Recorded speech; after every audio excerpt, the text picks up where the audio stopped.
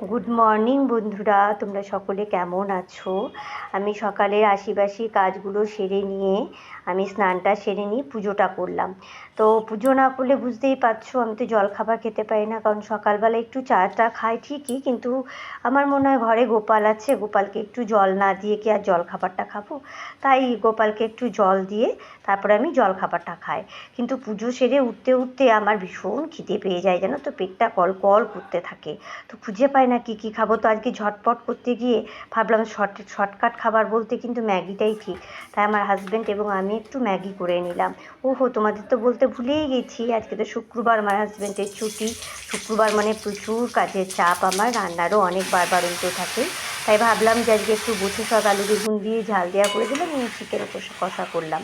তো তারপর দেখো টুকিটাকি আরও বেড়ে যাবে। তো এই করতে করতেই প্রায় এই রান্নাগুলো করতে করতেই প্রায় 1:45 বেজে গেল আর কি। তো 1:45 সময় আমরা এখন খেতে বসলাম, তাও লাঞ্চের থালিতে অনেক কিছুই থাকলো। দেখো, উচ্ছে আলু ভাতে, পুদিনার চাটনি, বুটো শাকের ঝাল দেওয়া এবং চিকেন। তো আমরা দুপুরবেলায় খাওয়া দাওয়া সেরে নিয়ে একটু রেস্ট নিলাম, এবং আমার বান্ধবীকে বলে রেখেছিলাম আমার একটু থ্রেডিংটা করে দিয়ে যাবার জন্য। ও ভীষণ ভালো থ্রেডিংটা করে।